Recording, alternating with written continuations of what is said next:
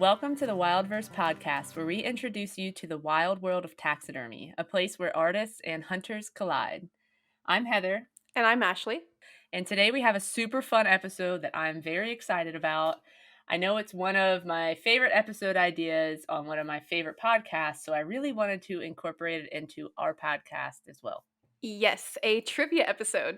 I was also looking forward to this one too, especially after our episode with Daniel when I know I for sure learned a few new things. Yeah, absolutely. I did too. And it just, you hear these questions and it's always fun to kind of think about what your answer would be and see if you're right. So I thought it would be a fun little short episode that our listeners can have a bit of fun in their own shops or wherever they may be following along with their own answers. We were really hoping this could be a live episode, but apparently we have not gained the respect of the Facebook gods yet, so we are not able to go live. Yeah. So, meanwhile, y'all who are listening, you can compete against me here at first and see how you score against me. Heather's going to ask me some questions, and I might end up asking her some questions too. So, yeah, test your knowledge against us. Yeah, absolutely. It should be a lot of fun. Hopefully, we all learn a little bit of something and see if we're maybe as smart as we think we might be. Right? So, let's get started. We are going to begin this episode with a would you rather question. So, a would you rather question is always something that's horrible that's followed up with something that's even worse. So, here's the one that I came up with that should be relatable to us taxidermists. Oh no. Okay. Let me hear it. So, would you rather stab yourself with a needle every time you sew, like actually legitimately stab yourself, you draw blood, it always hurts, it sucks? Or would you rather have to skin a gut shot coyote every day? Oh my gosh. Those are two terrible things.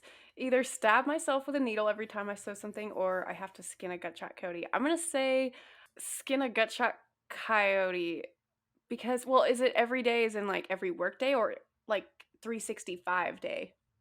I'm going to say it's like every work day. Like, 5 days a week, one gut shot coyote a day.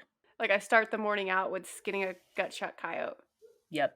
Oh, that sounds awful. I think I'm gonna choose that one because I would eventually get used to it and I would get really fast at it, and then maybe it wouldn't be so bad after a while. But stabbing yourself with a needle, I mean, how much like callus can you build up in order to shield yourself from that needle? So I'm gonna choose the gut shot coyote. Yeah, I think that's probably a pretty good pick. I think I'd pick that too. You had some valid points there. I think you kind of get used to the smell. Silver lining is you get really fast at skinning coyotes. Yeah, you'd be a pro. Yeah, exactly. And the whole stabbing yourself, that hurts so bad. I would hate that.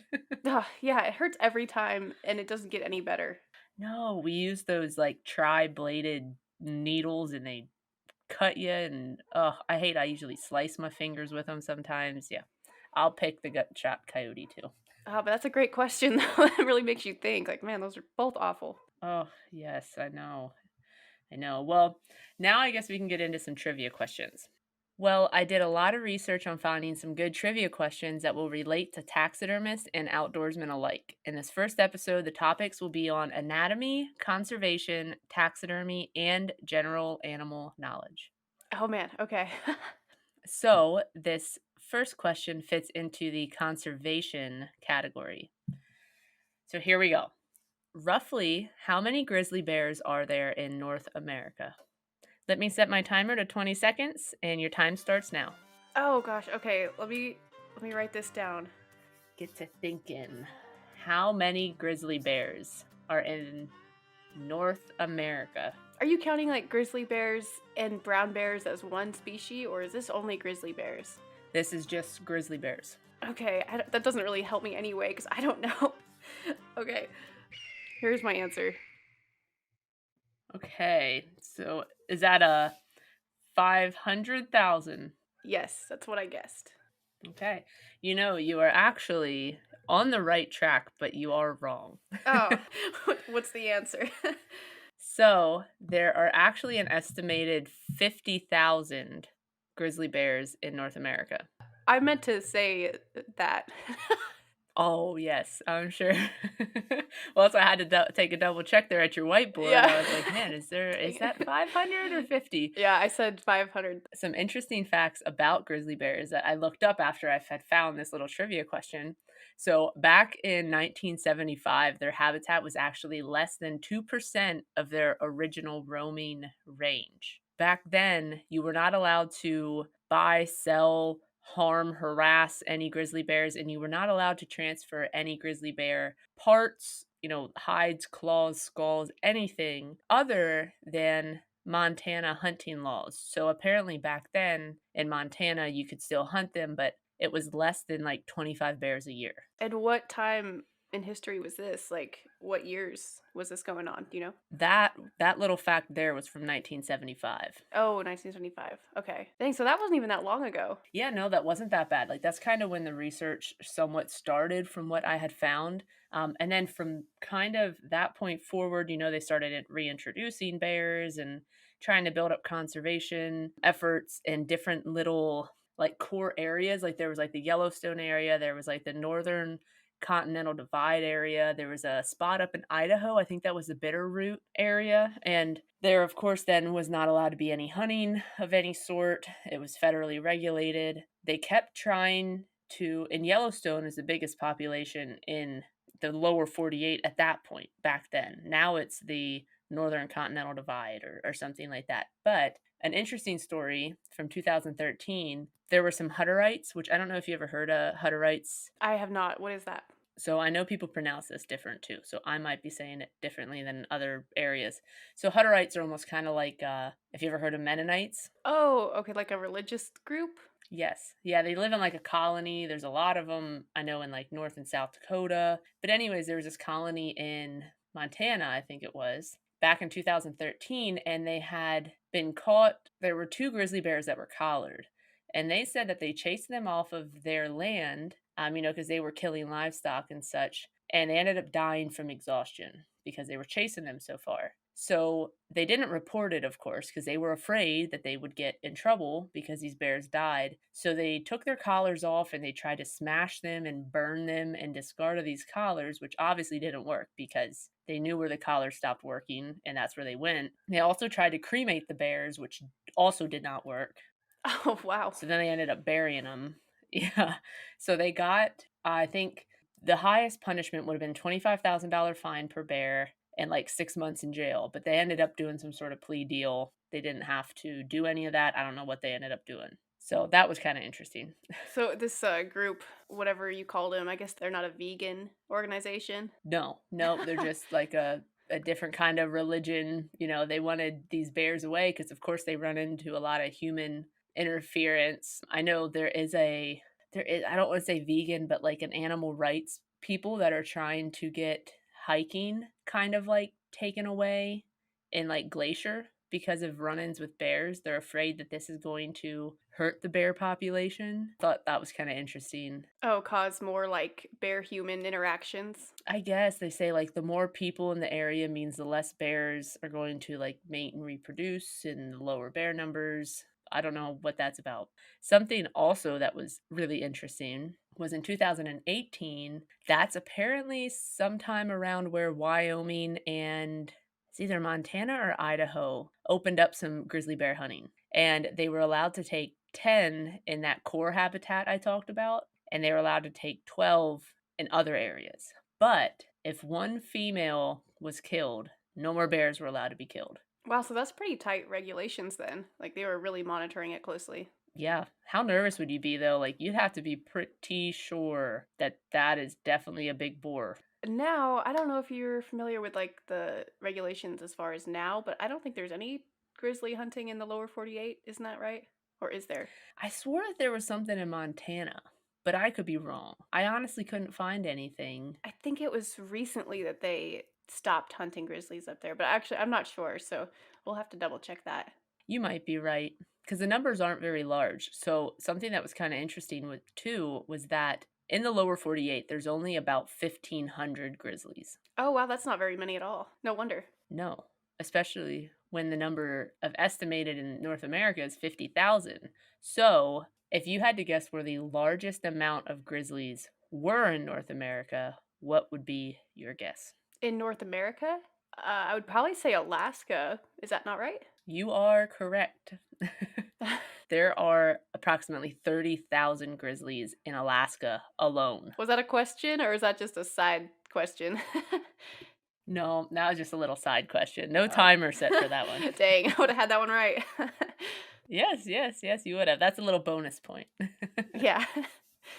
The next question, and this one will fit into the taxidermy category. How much salt do you add per gallon of water when making a basic pickle solution? So I'm going to set the timer. All right, and your time starts now. How much salt do you add per gallon of water when making a basic pickle solution? How Okay, I hope this is the right one because man, I should know this off the top of my head like super easily, but I still had to think about it. So, okay. I have my answer written down. All right, we're down to about 20 seconds. Okay, so if anyone else out there is listening, you got 20 seconds. And those people who aren't taxidermists, just take a wild guess. Yeah. Just guess something. You might be right.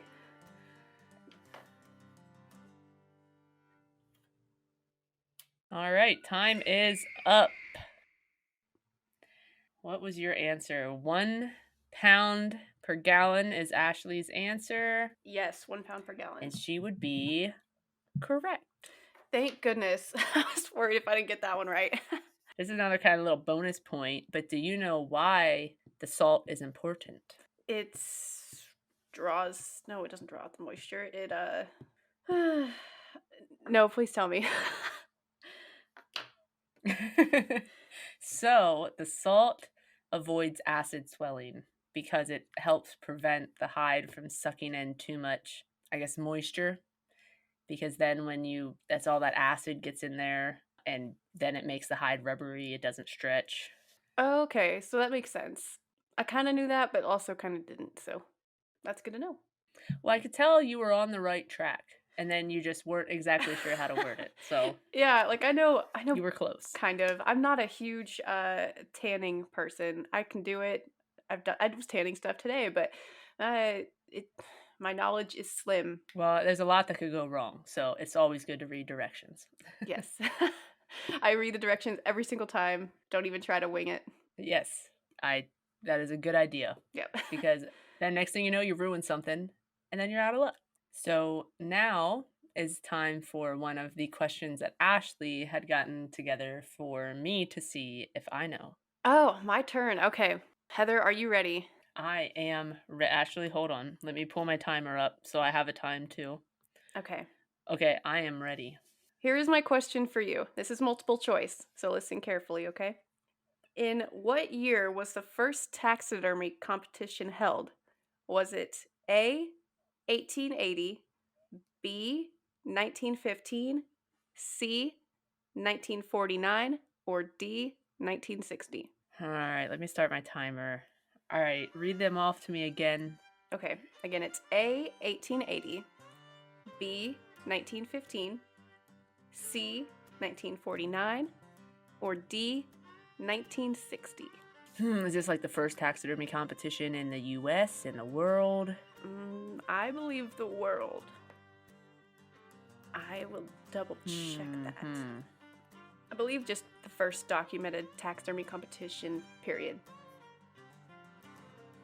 Okay, okay, all right. I got my answer. I don't remember what letter it was, but I'll wait for my time up in case I change my mind. Okay. I got 2 seconds. All right. What is your answer? My answer is whatever letter 1949 was.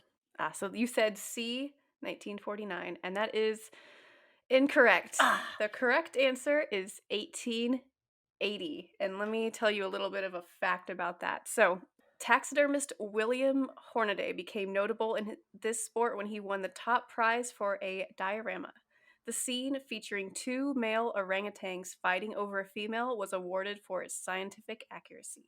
And after that, other taxidermists soon took on the challenge of replicating nature in great detail. So, just a little blurb about like the competition. It didn't say much, but I'll link the little article that it came from. Oh yeah, so the first taxidermy competition was in 1880. Might have been like a pretty informal competition, but competition nonetheless.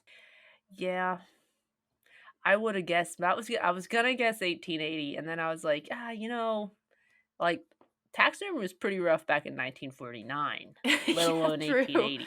And I was thinking, I don't know if they did competitions that far back. Yeah, it who knows, Huh. how well those orangutans were like actually taxidermied, but they were taxidermied nonetheless and in some kind of competition setting. But yeah, it might have been pretty rough, but yeah, he won some, quote awards for it. Yeah, they also might have looked cool Yeah, actually maybe we're hating on it. Maybe they actually looked really good. for orangutans, like as cool as orangutans could look, because they're like not the prettiest creatures. Yeah, they're not the most glamorous. No, no, not at all. I got another question for you. Okay, this one, Yes, yes, it was a back-to-back Ashley question. sweet. Okay, are you ready, Heather? I am ready. And this question, I don't know exactly what category it goes into. It's an animal question, kind of like your grizzly question. The question is, what are the 5 species of deer in North America? Oh, let me start my timer. The 5 species of deer. Okay. Gosh, I'm gonna have to write this down. The Holy 5 smokes. species of deer in North America. And this is like the 5 recognized species in North America. There's like a bajillion subspecies, but these are recognized as 5 separate species. I got 4. And in order to kill like the North American 29 animals, you have to kill all 5 of these deer. Deer. Honestly, I'm gonna take a shot in the dark at this one. I don't know if this is considered a deer or not. But, okay. I think I got my answer. How much time is left? Oh, That is the time. time is up. All right, what is your answer? The 5 species of deer in North America. Okay. So I have Sika, mule deer, whitetail, blacktail, and elk. So close. So, the 5 species, I feel like I might have some subspecies in there. kinda, yeah. So these are kind of like they're subspecies, but they are recognized as separate species according to like Boone and Crockett and Big Game Records. And so sometimes they do get into their own categories, sometimes not. So maybe it's a little bit of a trick question. But the 5 species of deer are mule deer, whitetail, coos deer, Sitka blacktail, and Columbian blacktail. Oh, gosh darn it. I thought there was like Sika deer, Sika deer, so that's kind of like I forgot about those dang coos deer. Gosh darn it. I thought they were. Did you say North America? Yeah, I did. Okay. Okay, so that would have been in Mexico. I didn't think about Mexico. Well, they are in Arizona too, I believe, right? Are they? Yeah, they're in Arizona and maybe New Mexico, but for sure Arizona. Yep, you are right. I remember a customer that said that he enjoys hunting the coos deer in Arizona. You are correct. Darn, I am 0 for 2. I think I'm 0 for 1, right? So I'm not doing that much better. No, no, no. You are 1 for 2. Oh. Well then never mind. You got your tanning question right and the grizzly question wrong. Okay, now let's see. I think you're up, Heather, to ask the next question. I am, and this question fits into the anatomy category. What is the scientific name for the furless skin surface surrounding nostril openings? This area is commonly known as the nose pad. Starting the time. Well, what's the scientific name? Oh my gosh, I don't know this. Yes, yes, yes. This is a What? fancy name for it. We just call it the nose pad. Some people call it the nose leather. So this is the actual name for it. Oh my god, you're gonna stump me. Okay. I know this one's hard. I wouldn't know it either. I'm gonna guess because the only scientific nose situation I know is this one. Okay. 5 seconds. Oh, okay. I'm sticking to my answer. Okay. Okay. All right. Time is up. All right. What do we got here? I said the vomeronasal organ. I wouldn't know what in the world you wrote down there. So I guess that's not right. I don't know what that is. I'll tell you what this is after you tell me the right answer. Okay, okay. All right. So the right answer is called the rhinarium, which in Neo Latin means belonging to the nose. What'd you say it was? It is the rhinarium. How do you spell that? Rhinarium. Rhinarium. I have never heard that word in my life. So that's a new one. so so when I looked this up, I found an interesting fact about how the nose works, which it's like people might already like it's an obvious thing, like duh, that's how a nose works. But it was kind of interesting when you look at a nose pad, aka the rhinarium. It is covered with all of these crenulations and nodules and deep lines, and when you really look at them, most of those funnel into the nose. So the whole point of that surface is that it gets wet, it touches whatever it's smelling or just the molecules of pheromones in the air, it attaches to that nose, and then those nodules all funnel that scent down into the nostril itself so they can smell what they're smelling better. Right, doesn't the nose pad it like secretes whatever in order for scent molecules to stick to it better, basically, and then it smells from there. I don't know. There's a lot of science there. Yeah, I guess I just never thought that all those creases and lines and stuff, obviously they're there for a purpose, but I never really thought that the purpose is to funnel all that moisture into the nose hole. Does it give it like more surface area in order to get more scent molecules in? Probably. That would make sense. That's a good question though. What I said, I said the what was my answer? The vomeronasal organ. That's the fancy word for the Jacob's gland. Oh, I thought Jacob's gland was a fancy word. So Oh, I apparently guess not. there's an even fancier word underneath that one. So, or you can call it the VNO. Okay, okay. I feel like I might have seen that before. I think you and I have talked about that. So that's where I thought you were going with that. So that's the only scientific nose related word I know. Yeah, I'm not sure many people at home are going to get that one correct, but who knows? Some people might surprise me. Yeah, that was a good one. Okay. All right. So, this question fits into general animal knowledge with maybe just a little bit of anatomy in there. And also, Ashley, this one is multiple choice. Okay. So, here we go. Which of these wild cats cannot fully retract its claws? A, the serval, B, the cheetah, C, the bobcat, or D, the ocelot? Timer started. Oh no. Uh I do not know this. I'm just going to guess and I'm going to give it my best shot. Okay, I'm going to repeat your choices again, just in case anybody needs them for a second time. Okay, yes please. We have A, serval, B, cheetah, C, bobcat, and D, ocelot. Which of these wild cats cannot fully retract its claws? All right, we're counting down. 3, 2, 1, and that is time. B, cheetah is Ashley's answer. Yes. And Ashley, you would be correct. Oh, no way. Yep, that was a good guess. I had a feeling.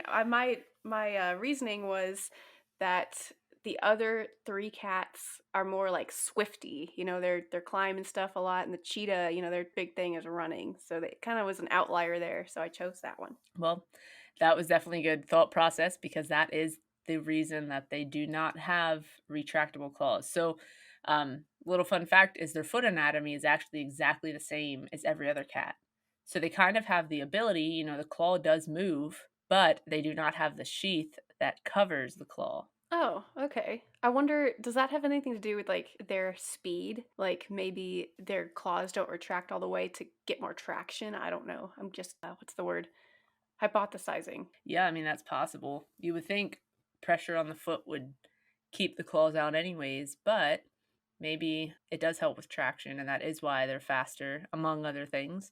But yeah, it had stated that they don't climb trees, so they don't need it kinda makes you question what's the point of having retractable claws? Like, why aren't they just out there all the time? That is a good question. Like, what's the benefit? You ever get clawed by a cat, like a house cat or something? And when they sink their claws and it's like they're stuck almost. So them being able to retract, maybe they're stuck and they can't even get them out until they retract. It's like it's such a hook that they need to be able to retract to get themselves unstuck. That might be it. That's just a theory again. I don't know. I guess, but then I think, how does the sheath come into play with that? Yeah, so I don't know either. Because I think it's just the shape of the claws because they are so hooked downwards. But yeah, that is why they do not have a sheath over their claw, and they are the only wild cat that is that way. So now, Ashley, you have one final question for me from you. All right, my next question. Okay, this one I suspect will be a little bit easier for at least you, Heather. We shall see Okay. how you do. Okay, the question is, what's the most common eye size for deer? Oh, Like when you are taxidermying a deer, what is the most common eye size? that one is easy. Okay, let me start my time. Oh, man. I just Well, don't know. for a person I just don't who know. doesn't taxidermy a lot of deer, it might be a tricky question. However, a person who Yeah, it could be. does mount deer, they should know this. So, yes, what is the most common eye size for deer? Yeah, when you first said eye size, at first I was like, oh no. Like, sometimes I get mixed up. Like, when it comes to red fox, bobcats, coyotes, like all that stuff, I always have to look. But deer, I do know. So if I get this one wrong, Yeah, so if you get it wrong, then I don't know what to tell you. Take my taxidermy license. yep. All right, time is up. All right. My answer is 32 millimeters. 32 millimeters is correct. You got it. So that is the most common eye size for deer, 32 millimeters. Oh, oof. Whew. You got it. Good. I almost thought you were going to say I was wrong, and then I would make a complete idiot out of myself. No, I got you. So, yes, 32 millimeters. It's the most common eye size, and anyone who mounts, maybe more than 10 deer a year probably knows that one. Yeah, it's very rare you get a 28 millimeter or a 30 millimeter, does or really, really small bucks. It's kind of rare to have to use those. Or a 34 millimeter. I think I've used those on like fairly big animals, like maybe a big mule deer or something. But I mean, even then, you can use a 32 millimeter in like Okay. anything because you can size up or size down, even if it does call for something else. Yeah, a little bit of carving out or adding in or whatever seems to Yes. work all right. I know we use 36 a lot, but I don't know if I'm sure I've used a 34, but I don't know if I've ever really used Are one. you using that for like elk, the 36s? Yeah. Yeah, elk, kudu. I'm not sure if the Cape Buffalo take 36 or not, but I know elk and like kudu definitely use them. I think I just bought some 38s, I want to say, for that longhorn cow. Okay. They're either 38 or 36, but they're big eyes. That's like the biggest ones I was able to get, I think. They do have large eyes. I know every day I go out in the pasture and I look at the cows and their eyes are like bulging out of their head. Yeah. If I mounted a cow that looked like that, it'd look really rough. Yeah, so try to give it a soft look. Yeah, you don't want it to look like its eyes falling out of the socket like they sometimes do in real life. They just look just protruding. Right? Okay, last question for the episode. I thought this one should be a taxidermy related question, so here it goes. If your two-part plastic that you use for molding and casting happens to freeze, can you still use it when it thaws? Start. So this is like a yes or no question? So if it freezes, Can you still use it? yes, is it junk or is it still usable? Well, I am simply guessing. I don't know this for sure. So either way, I'm going to learn something. And I used some of Yep. this today, so this will be very handy to know because I think this stuff did freeze. And so if this didn't work, it's setting up right now, so it might not have actually cured. I don't know. So we'll see. Yeah, I guess we'll find out. All right, time is up. So, the answer actually said yes, and the actual answer is yes. You can still use it. Thank goodness. So, according to Smooth On Products, is where I got this info because I wasn't sure either. The two parts, they just must be thawed and then thoroughly mix each part before using it. That's interesting. I would have never even considered that as something to worry about. But now, knowing that it's okay, I won't have to worry about that. Because I just used some of this today, like I said, and it was down like in part of my house that it does freeze. And it has been so cold that I think it did freeze a little bit or like got almost to freezing. And so I pulled it out today and used it. I poured it and I still have to go check that. So I was really hoping the answer was yes. Yeah, I would have said, "Nope, it's junk, throw it out." Ashley's like, "Gosh darn it, they just ruined that mold." I know. That would have ruined my plans. Huh. Well, that's a good question, though. Yeah, yeah, I did not know that one either, and I was trying to think, like, what's a good taxidermy related question? And so I looked that up and Smooth On, that's the info they had. Because 'cause I've always thought, what if you order some and it's out in your mailbox and you didn't realize it and it sits out there overnight and you live where it's really cold, like, is it junk now or can you still use it? Hopefully that comes in handy for somebody. Right. Like if you have it setting in your garage or if your shop freezes, that's good to know for storage. I mean, I'm sure you're supposed to store it in like a room temperature environment, right? Yeah. But of course, that's not realistic all the time. No. No, sometimes stuff happens. So, it's nice to know when that stuff happens if you are still in good shape or not so much. Yes. So I think you asked me how many questions? Heather, you asked me 5 questions. I got 3 of them right. And I asked you 3 questions. You got one of them right. So we asked 8 questions total. So how did y'all do? Did you guys beat us or not? Yeah, I mean, I definitely was a loser on this one. I really am upset about that No. deer question. I should have known that. I maybe should have worded it differently too. Well, I don't think if you would have worded it any differently, I would have remembered Coos deer. I completely forgot about them. I do maybe one Okay. a year, so completely forget about them. Okay, so that's fair. It was a fun little episode. We both got to learn a little bit about different stuff, and I know I even just learned coming up with these questions. So we're hoping that we'll make this a once a month little short fun episode for everybody to hopefully play along. And that wraps up this month's trivia episode. We hope you all enjoyed following along and taking your best guesses. We would like to thank you for listening to our new podcast, Wildverse. If you would like to stay up to date on new episode releases, you can follow us on Facebook at Wildverse Taxidermy Podcast or at Instagram at Wildverse Podcast. And don't forget to subscribe to our YouTube channel, Wildverse Podcast, to see when new videos come out. Or you can check out Wildverse on podbean.com to listen from your favorite apps. And don't forget to leave us a review on Apple Podcasts or wherever you listen from. Yes, we hope you have a great week and learn something new. I sure did. Bye.